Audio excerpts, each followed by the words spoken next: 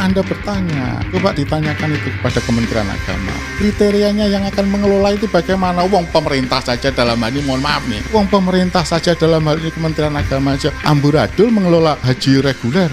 Lah ini bagaimana? Tanggung jawabnya ke siapa? Terus kalau ada keuntungannya larinya kemana? Ayo bergeraklah, jangan diam, jangan menunggu laporan. Ini posisinya sudah jelas, mudah sekali mudah sekali, ini seperti balik telapak tangan. Tidak perlu bukti-bukti yang rumit ini. Saya kalau saya penegak hukumnya, Prof, mohon maaf, kalau saya Kapolrinya, saya Jaksa Agungnya, saya KPK Komisioner KPK-nya, tinggal balik, selesai dan terbuka. Pansus belum bergerak, tersangka sudah ada. Kasihkan saya, tidak lebih dari 2 minggu saya bisa buka semuanya. Bagi saya penyelenggaraan haji atau yang dilakukan oleh pemerintah, yang dikelola oleh Kementerian Agama itu sudah sebuah pekerjaan rutin. Karena sebuah pekerjaan rutin seharusnya kalau ibarat ahli, ini ahli Prof ya, itu harusnya semakin lama semakin bagus, semakin hebat. Tapi saya lihat sepertinya tidak semakin bagus, tapi semakin amburadul gitu. Bahkan ya mohon izin, di tahun 2023 kemarin, saya menjadi petugas haji, loloslah seleksi petugas haji, dan sejujurnya saya melihat kondisinya di Mekah sana ya, di Mekah itu ketika puncak-puncak hajinya itu sepertinya itu pemerintah dalam hal ini penyelenggara haji, Kementerian Agama seperti tidak ada tanggung jawab, lepas tanggung jawab. Jadi begitu Arafah, orang berangkat ke Arafah, setelah itu ke Musdalifah, setelah itu ke Mina, itu seperti dilepaskan, jamaah haji seperti dilepaskan. Dan ini saya alami ketika saya menyaksikan sendiri dari Arafah, di mana banyak jamaah haji yang terus terang aja tidak dilakukan pelayanan yang baik. Dari tendanya yang mohon maaf sampai kurang, sampai tidak, jamaah haji itu tidak akhirnya keleleran kalau orang Jawa bilangnya, sampai harus keluar dari tenda, terus toilet yang sampai antri panjang, dan kemarin juga antri panjang sehingga jamaah haji sampai kadang-kadang terpaksa, ini kan ibadah itu kan harus suci, terpaksa mereka kadang-kadang kencing, harus berak, cari tempat yang bagaimana ya, pakai air aqua kalau di Arafah. Nah, terus kalau apalagi ketika di Musdalifah, Masya Allah, tahun 2023 itu saya pikir itu adalah sebuah horor atau bencana atau ya semacam kayak pembiaran jamaah haji meninggal di sana. Coba harusnya jamaah haji di Musdalifah itu, Prof, itu harusnya mereka ketika sampai Musdalifah mau berangkat ke Mina, itu jam 7, jam 6, jam 7 udah selesai. Tapi ini nggak ada airnya nggak ada. Jamaah haji sampai malamnya itu ya, sampai maghrib lah mungkin ya, itu baru terangkut. Dan jumlah bisnya sedikit. Sementara ribuan, ratusan, 240-an lah ya waktu itu ya, kita di sana dengan kondisi panas yang sangat menyengat. Yang ada tempat berteduh hanya tempat untuk apa itu, mohon maaf ini toilet yang kecil sekali yang tidak menampung ribuan itu, di bawah terik matahari yang 50 derajat Celcius, tidak ada air, tidak ada makanan. Kalau saya bilang ini sebuah menghukum jamaah haji, menghukum tamu Allah. Disitulah saya sampai menelpon petinggi, salah satu petinggi yang saya kenal itu, saya kasih ini kondisi di sana, saya rekam, saya kirim ini. Nah, berdesak-desakan sedemikian rupa, bisnya itu dapat bis angkutnya itu dapat kita hitung jari jumlahnya, sangat kurang. Nah, itulah yang menyebabkan setelah itu di Mina juga begitu, sampai di Mina juga situasinya juga ya mohon maaf, jamaah haji sampai tidur di luar dalam posisi panas, kecapean dan sebagainya, dan berlanjut terus sampai ya saya katakan kemarin 2024 horor, ada haji, beberapa haji yang meninggal dunia, dan salah satunya adalah meninggal di pangkuan saya ketika dia dalam posisi, dan itu usianya mohon maaf, insya Allah usianya sekitar 40 sampai 50, masih muda. Oke, waktu jadi petugas haji itu ya. Sampai dokter perawat nangis di situ. Walahan itu. Saksi. Dan yang paling tragis di 2024 itu ada kebohongan yang dilakukan oleh Pak Menteri, mohon maaf. Ada suara-suara itu ya. Mungkin Jadi yang dilakukan oleh Pak Menteri berhubungan dengan air Zam-Zam. Janji air Zam-Zam itu. Kita ini petugas haji disuruh memberitahu sama jamaah haji kalau nanti akan dapat 5 liter air Zam-Zam yang dijanjikan Menteri.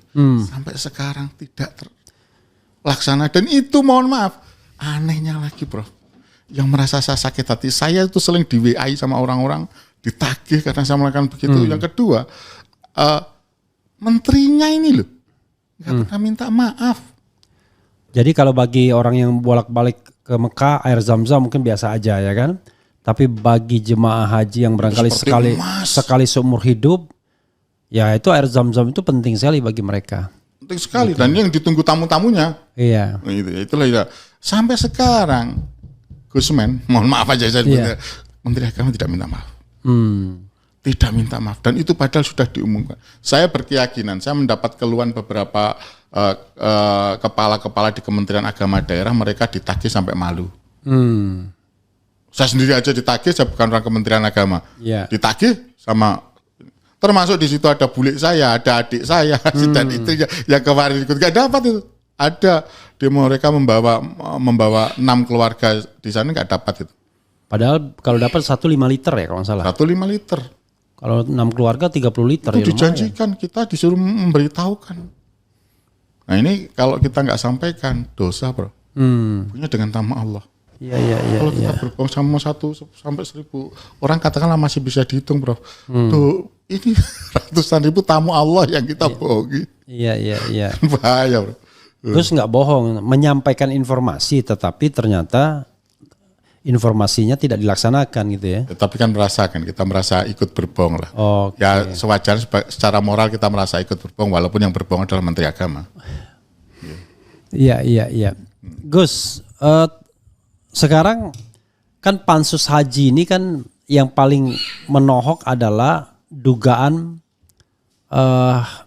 forodha itu ya, yang bukan forodha, haji khusus. Oh, haji khusus. ONH reguler. Ya. Yang ONH reguler itu harganya ditentukan insya Allah paling tinggi adalah 75 juta. 75 juta insya Allah paling tinggi, kita anggap paling tinggi aja di Indonesia 75. Tapi ketika ONH reguler ini dimasukkan kepada ONH khusus, maka harganya sudah tidak terkendali. Tergantung karena ini ONH khusus ini berhubungan dengan pihak ketiga. Iya ya, ONH plus kan. Penyelenggaranya bukan khusus ya, itu bukan Kementerian Agama lagi, tapi pihak ketiga. Ya, I know. Maksudnya kan kayak seperti kita naik haji yang ONH plus dan lain sebagainya. Yang ingin saya katakan, coba dikonstruksikan dulu latar belakang dugaan korupsinya. Jangan langsung shortcut, langsung 20.000 apa gitu. Kayak yang telepon itu loh Gus. Jadi gini. ONH reguler itu saya sudah menemui beberapa teman dan salah satu masukan dari saya sudah bertanya kepada teman saya yang kebetulan anggota dewan, tidak perlu saya sebutkan di sini ya, tentang kuota haji 20.000 sebelum ramai sebelumnya. Saya katakan bahwa jamaah haji kita itu sudah sangat berlebih dan khusus untuk reguler, dan mereka menunggu sudah terlalu lama. Maka kenapa kok ada seperti ini? Sebabnya apa? Nah, diterangkanlah oleh teman saya ini, harusnya 10.000 itu untuk reguler. Ada tambahan. Gini. Jangan berasumsi penonton kita udah paham semua ya. Oke. Jadi sobat era sekalian, ada kuota haji Indonesia, intinya gitu, ratusan ribu jumlahnya. 220-an lah. 220.000. Nah, tiba-tiba ada tambahan. Ada tambahan 20.000. 20.000. Nah, tambahan 20.000 itu mestinya untuk haji reguler. Haji reguler. Karena 8%, tapi 8%-nya bolehlah diambil oleh haji khusus. Iya, 8%-nya haji khusus, tapi tidak termasuk yang 20.000 itu kan? Tidak termasuk. Nah, karena itu harusnya diberikan kepada haji reguler. Tapi dugaannya yang diberikan kepada haji reguler itu cuma 10.000. 10.000-nya diberikan ke dikelola pihak ketiga. Menjadilah ONH plus. ONH khusus ya, ONH khusus yang harganya bisa ratusan juta, bahkan sampai 800, 700, 600 juta. Bahkan saya kemarin di Bocor Alus dikatakan 800 juta. Ya, 800 juta di Bocor Alus Tempo. Dan itu kalau misalnya katakanlah rata-rata 500 juta saja dikalikan 10.000 itu sudah 5 triliun sobat daerah sekalian.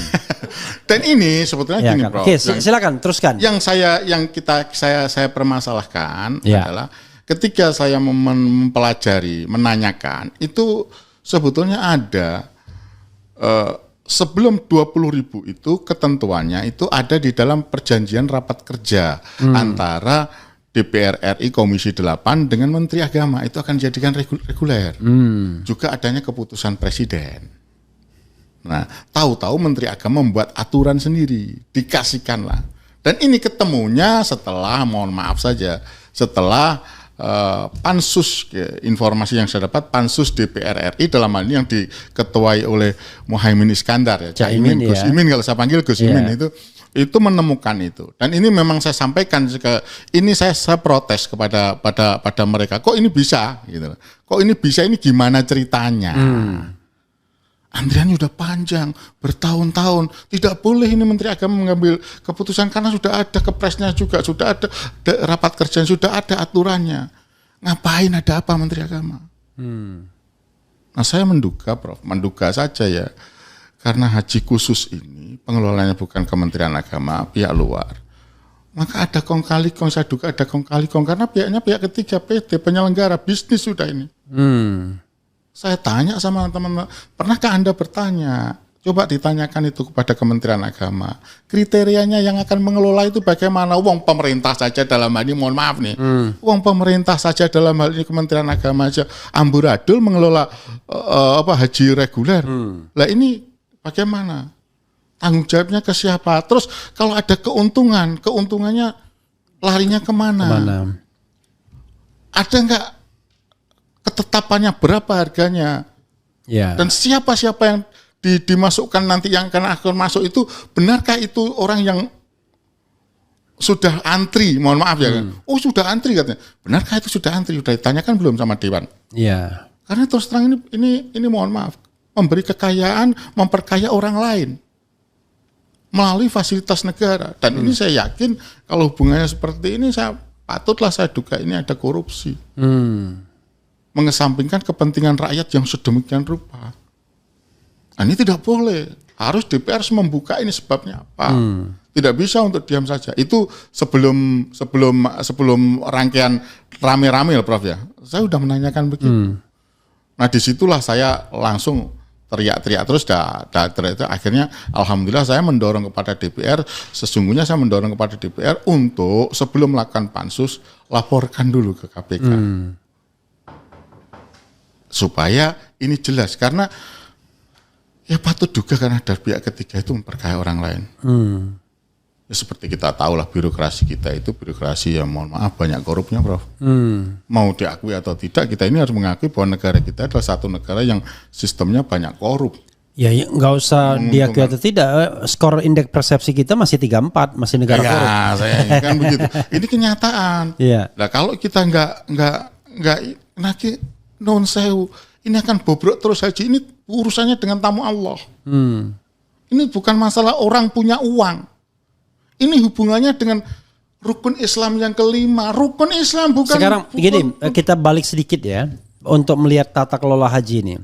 Kan di antara kuota haji tersebut 8% diberikan untuk ONH khusus. ONH khusus. ONH khusus itu ONH yang dikelola oleh pihak ketiga. Pihak ketiga. Yaitulah travel haji umroh. Yang menjadi rekanan daripada. Jadi rekanan Menteri Agama. Punya izin ya. Punya izin ya kan.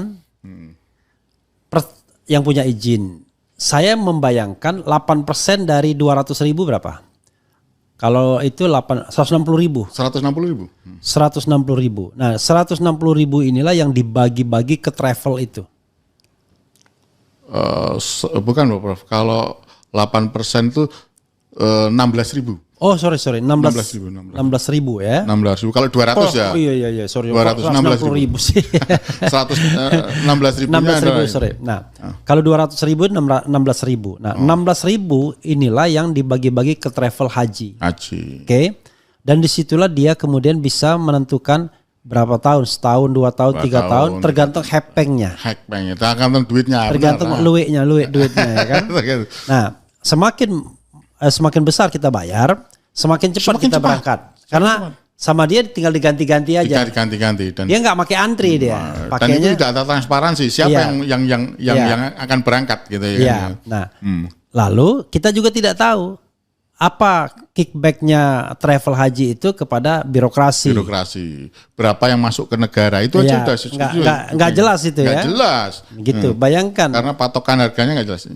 Akhirnya bayangkan. Tamu Allah dikibulin ya, gimana mau masuk surga kita. Oke, itu satu sisi. Tapi khusus untuk 2024 ini ada kuota tambahan 20.000 itu. Dan konon diperkirakan cuma 10.000 yang bukan konon, ini sudah saya mendapatkan kepastian kemarin ketemu sama orang-orang yang memang berkepentingan untuk bertanya sama saya untuk menurut Gus Yassin ya, menurut Gus Yassin, jadi bukan menurut Refliar, menurut Gus Yassin 10.000 itu dilempar ke ONH khusus. Padahal harusnya semuanya reguler. Masuk reguler lah. Kalau kita hitung yang namanya ONH khusus itu bisa seminggu berangkat, 2 minggu berangkat, sebulan berangkat, ya kan, bergantung hepengnya tadi. Ada sekarang berangkat pun bisa, sekarang seminggu berangkat pun bisa. Itu nilainya bisa sampai 800 juta. Ya. 800 juta. Nah, kalau kita perkirakan 500 juta aja rata-rata, ya kan, misalnya 500 juta rata-rata, maka 5 triliun. 5 triliun. Let's say barangkali kita terlalu optimis ngitungnya 4 triliun aja misalnya, ya kan. Nah, tetap saja 4 triliun itu pertanyaannya, uang itu dibagi-bagi kemana saja. Ya kan? Masuk ke negara berapa? Travel haji yang mengelola dapat berapa, ya kan? Kemudian masuk ke negara berapa, masuk ke kantong orang-orang tertentu berapa. Karena ini kan bisa di trace back dari harta kekayaan, ya kan? Iya benar. Konon ada pejabat yang baru menjabat harta kekayaan cuman kurang dari 1 miliar. 10 bulan menjabat sudah 11 miliar. Sekarang konon sudah puluhan miliar. Dari mana uangnya? Dan memang Prof. Dan itu nggak diapa-apakan sepanjang Anda dekat dengan pemerintah nggak ada masalah. Ini lahan saya ngomong. Ya. Ini lahan korupsi, lahan katakan mohon maaf lah kalau pungli sebetulnya kecil-kecilan kan. Ini pungli besar. Pungli besar saya bilang itu pungli besar memanfaatkan fasilitas negara, memanfaatkan kewenangan, memanfaatkan undang-undang, ngakali undang-undang untuk mengambil sebuah apa itu uang dari rakyat. Bukan segepok. Oh iyalah segunung uang. Yang itu mohon maaf tidak terendus sampai sekarang ini oleh aparat penegak hukum. Tidak terendus oleh aparat penegak hukum. Saya pernah bertanya sama terendus tuh aneh rasanya. Kok masa nggak terendus? Bukannya ini begini, masalah laten yang setiap tahun. Ada dibilang oleh beberapa, karena mohon maaf saja, saya tidak bisa menyebutkan ya. Ada aparat negara dalam hal ini adalah penegak hukum yang mereka juga tahu tapi masih pangkatnya. Tapi dia tidak sadar bahwa dia itu menggunakan travel ONH khusus ini tadi sesungguhnya adalah dia nggak tahu kalau ini nanti itu yang mengelola uangnya itu masuk ke negara atau tidak, keuntungannya berapa, standarnya berapa, dia nggak tahu. Dan ini saya setelah di PRD, setelah dibongkar oleh Komisi 8 ya, Timwas Haji ini, mungkin baru sadar. Saya berkeyakinan kok Prof ini nggak sadar karena seperti tidak kasus dikorupsi di sini, yang kasus pungli atau pengambilan uang keuntungan yang besar di sini itu sampai dari dulu memang tidak seperti tidak diketahui kok Prof. Tidak diketahui gimana? Kita semua Maksudnya, sudah tahu. Setelah dibongkar ini, Prof. Sebelumnya mereka nggak sadar. Kalau saya dari dulu tahu ini ada permainan. Saya ketika Kok nggak sadar gimana? Mereka sadar tapi nggak mau dipersoalkan. Kan kalau kita lihat, kenapa tahun ini dipersoalkan, suka atau tidak? Karena orang menduga ada konflik antara Caimin sama Menteri Agama Yakult, ya kan? ya benar-benar. Sehingga konflik elit ini kemudian bisa menyebabkan hal-hal yang nggak benar itu bisa iya. Saya bertanya, Prof. Apakah pernah ada yang melaporkan hal ini? Dan insya Allah baru saya katanya yang melaporkan gini. Saya informasi, baru jenengan yang melakukan. Dan ini sudah saya sampaikan. Mohon maaf, ini sudah sampaikan jauh hari. Ada sesuatu yang harus dilihat ketika haji khusus ini yang 8%. Saya pernah memasalahkan yang 8% itu, Bro. Yang 8% parameternya apa? Ini kan hajatnya negara. Harusnya ada dong ketentuannya. Kalau hajat negara karena ini untuk rakyat harusnya harganya ditentukan oleh negara, bukan ditentukan oleh swasta. Ya. Yang 8%, Bro. Ya. Saya pernah melaporkan, saya pernah berkirim surat. Ketika saya habis saya berbicara dengan salah satu, ketika saya jadi petugas, saya tanya sama salah satu jamaah di sana, sampean berapa bayarnya? Wah, saya ikut harganya sekian gitu. Itu parameternya di mana? Teman sampean, teman saya dapat sekian. Ada 4 orang yang saya tanya, sebetulnya lebih ya, 4 orang yang memastikan saya bahwa ini harus ada ketentuannya. Kalau ONH Plus itu harga dasarnya ada, mohon maaf ya, tapi harga di atasnya juga ada. Ini harga dasarnya ada, tapi harga di atasnya untuk harga atas tidak ditentukan, Prof. Tidak seperti, mohon maaf, kita mau ngambil naik bus, naik bus pemerintah menentukan harga dasar sekian, harga tinggi sekian. Ini nggak ada. Ini kemana? Enggak, kalau di sini ini sudah terasa, menurut saya patut mencurigai bahwa di sini ada permainan. Oke, siapa yang kriterianya apa? Seorang jamaah penyelenggara haji atau ONH Plus, penyelenggara ONH Plus swasta, itu kriterianya apa? Mereka bisa mengelola ONH khusus ini tadi. Ini kan harus jelas, Prof.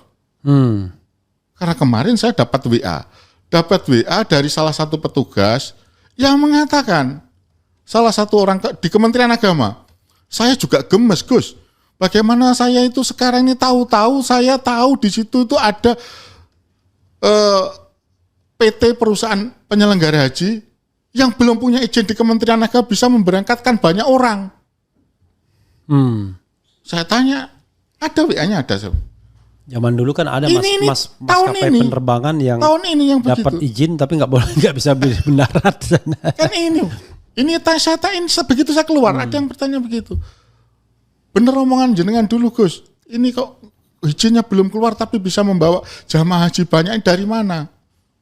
Entah loh ya, dia ngatakan apakah itu haji apa, yang jelas dia ngatakan hajinya haji khusus.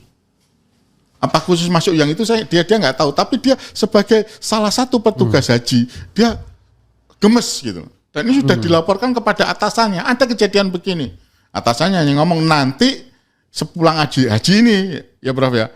Atasannya dia WA sama saya, kata bagaimana kata atasan kamu? Atasan saya mengatakan nanti akan kita PAP. Saya jawab, sementara ini kan dulu kan saya sudah mencium di sini. Keculasannya bisa. Profesor punya, saya oke, Prof, saya kasih sampean punya PT, ada izin, tapi minta tolong ya, harga dasarnya misalkan 100 gitu, Prof ya, nanti jual 250, yang 50 masuk ke saya. Bisa saya titipkan gitu? Mana tahu negara, karena saya yang ngurus. Pokok kasihkan per ONH saya minta 50. Ya, karena ini harganya nggak ada batasnya, Prof. Ya masuk lah, pasti mau lah. Saya kalau jadi pengusaha begitu pasti mau, apalagi ONH Plus itu haji saat ini, antrinya sedemikian banyak di Indonesia. Pasti mau lah. Ada yang 1 miliar katanya. Mohon maaf. Jadi saya malah menghimbau buat orang-orang kaya ya, Anda mungkin banyak duit, naik haji bisa berkali-kali nggak ada masalah, bayar 1 miliar nggak masalah. Tetapi yakinlah bahwa Anda itu mengambil hak orang lain yang harusnya didahulukan. Itu orang yang belum pernah naik haji dan antri bertahun-tahun. Sudahlah orang-orang kaya ini, naik haji itu cuma sekali aja, ya kan? Ya, benar. Kalau mau berkali-kali ya umroh aja. Kan beda-beda tipis aja, cuma di Padang Arafah aja kan? Nah, Itu. yang ini sesungguhnya di Kementerian Agama, saya yakin orang Kementerian Agama sudah tahu. Hanya karena saya juga bertanya kepada orang Kementerian, tahu nggak kejadian begini? Oh tahu. Nah, ini peluangnya di sini. Ya, apalagi dengan adanya 10.000 ini, bro. 10.000 ini berapa, bro? Kalau lo masuk itu kepada pribadi-pribadi, mohon maaf, bro. Kalau saya jadi, kalau ini rebutan ini kuota ini, kuota ini resmi loh, bro. Ya. Nggak akan ditangkap loh, nggak akan dipulangkan loh, nggak akan berisiko loh, mendapat jaminan dan semuanya loh. Kalau haji nggak ada bisa ditangkap, dipulangkan sama askar sana. Ya. Jual, saya minta sebagai petugas, udahlah sebagai orang, misalkan oknum Kementerian Agama, saya ngomong, saya kasih 200, harga jual berapa saja, pokoknya masuk ke saya 200, masuk ke kantor 200 juta, jangan bilang 200 satu per orang, misalkan gitu, pasti mau lah. Saya misalnya yang sekarang nggak punya misalnya PT aja, ya, misalnya gitu, gini, saya mau, bro. Misalnya 10.000 itu, misalnya, ini ada 10.000, pokoknya kita nggak mau tahu 200 juta buat kita, ya kan? Kamu mau jual berapapun terserah gitu. Makanya bisa 500 juta, bisa 600 juta, ya kan? Jadi kalau dia jual 600 juta, turah 400. Bocor halus dikatakan, Prof lihat ini, bocor halus 800 juta itu diwawancara itu masalah ini. Wartawannya yang wartawan Tempo itu ngomong. Iya. Teman saya, saudaranya 450 juta. Berangkat tuh. Kita ngomong, lari kemana? Makanya Gus Yassin mengatakan kalau misalnya keuntungannya 300 juta aja. 400 juta, itu kecil saya hitung. Nah ini keuntungan untuk pihak yang korup. Yang korup 300 juta. Kita kan tidak tahu travel hajinya kan. Kan misalnya kan saya tadi bilang begitu. Ini ada 10.000, 200 juta atau 300 juta buat saya. Iya. Saya jual. Pokoknya mau jual berapapun terserah. Silakan. Gitu. Cari orang Indonesia ini, bro. Cari orang untuk menjual haji 700 juta sampai 1 miliar berangkat, yang penting resmi, yang penting aman. Mohon maaf, bro. Ya, nggak akan diusir gitu. Nggak akan diusir, nggak akan apa istilahnya, dipelototi sama askar di sana. Nggak akan ditahan. Profesor tahu sekarang. Ada ketua DPR itu yang ditahan oleh askar di sana. Ada itu beritanya ada. Walaupun dia pakai resmi ya. Iya. Sana peraturannya ketat, Prof, dan peraturan di sana itu berubah-ubah. Cepat bisa berubah-ubah di sana. Apa yang terjadi kalau sudah seperti ini? Orang memburu, Prof. Saya jadi petugas saja, saya dibilang kok waktu itu, Prof, saya jadi petugas ditawari. Kan saya ini ada di Sip Amir, Prof. Di Sip Amir, di terminal Sip Amir, di area Masjidil Haram. Saya itu ditemui oleh seseorang, wallahu alam, saya bilang, saya nggak bisa sebutkan namanya. Pak, minta tempat untuk di Arafah. Dia sudah punya bis sendiri, Prof. Satu orang, mohon maaf saja, dia berani kok, Prof, ngasih saya satu orang itu per orangnya 25 juta.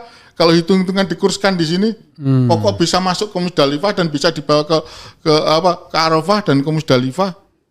Satu orang tuh, bro. Bisnis di sana, wow. Kalau orang bilang itu makanan tuh amat sangat lezat, Prof. Amat sangat lezat, dan ini tidak terendus oleh mohon maaf, oleh hukum. Dan tidak pernah dibahas. Makanya saya bertanya sama teman saya mengadukan ini, siapa yang pernah mengadukan hal ini? Ya setahu saya jenengan, Gus. Saya belum pernah tahu. Saya tanya, siapa yang pernah membahas begini, yang menanyakan begini? Setahu saya jenengan aja. Itu orang haji sendiri loh yang ngomong. Orang Kementerian Agama sendiri, saya tidak bisa nyebut nama. Dia ngomong sendiri, jamin. Kamu jamin? Iya, tidak ada yang masalahkan ini. Makanya dari awal saya sudah menyurati ini ya, tolong untuk dilihat. Ini bagaimana sih kok dibiarkan saja? Karena radang korup, dan ini mohon maaf, rukun haji yang kelima. Ini panggilan Allah. Ini yang punya hak panggilan Allah. Ini jangan-jangan ini menyerobot panggilan Allah. Saya begini dimusuhi sama orang-orang petugas haji. Saya bilang, terserah kalian lah. Katanya, kalau saya nggak berteriak, saya yakin insya Allah. Mereka berpikir ini panggilan Allah, tapi bagi kami ini panggilan bisnis.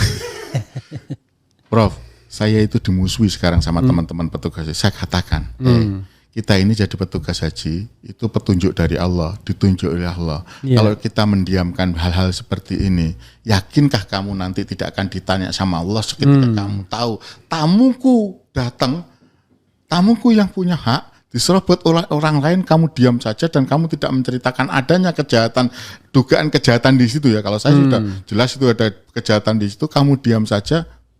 Patutkah kita ini nanti disebut sebagai umatnya Rasulullah? Jangan-jangan saya takutnya nanti Rasulullah nggak ngomong, kamu begitu tamunya Allah, tamunya saya, kamu gitu kan, ya udah kamu bukan umat saja, mati saya bilang. Ya mohon maafin ya kalau saya bicara begitu. Jadi setelah pansus haji diketok ya, kan kita belum tahu nih komposisinya. Yang menarik adalah semua fraksi setuju. Sama seperti mereka setuju untuk bikin DPA lagi, Dewan Pertimbangan Agung. Setelah itu apa yang ingin Gus Yassin dan kawan-kawan lakukan untuk mengawal pansus haji ini biar tidak layu sebelum berkembang? Jadi begini. Karena ini kalau terbukti bisa menyeret orang masuk penjara ini. Apalagi Gus Yassin bilang adukan ke KPK kan begitu. Saya memang berharap begitu. Karena itu. Memang ini saya pikir ini bagian daripada mafia, Bro. Mohon maaf aja, ini bukan kerjaan orang per orang ini. Ini sudah mafia di dalam situ. Ini udah uang triliunan, Bro. Bukan uang 1 juta, 2 juta, 100 juta, 200. Ini udah uang triliunan. Miliaran bukan. Ini uang triliunan, Bro. Makanya saya sangat berharap. Saya akan menyurati Komisi 8, juga Komisi 3. Juga mohon maaf saja. Saya juga akan menyurati tim Pas Haji untuk meminta mereka dikawal oleh KPK. Tapi sesungguhnya saya juga berharap, paling saya harapkan itu kalau lah kita politik ya, bahasa orang-orang politik kita kan mohon maaf aja, Prof. Kalau saya merasa itu saya kemarin itu sesungguhnya mohon maaf, Prof. Kalau saya bilang jujur aja saya ingin jadi anggota DPR RI kemarin itu hanya ingin yang paling pokok saya ingin mengawal Palestina. Bukan masalah. Karena saya terus melihat DPR kita di 2019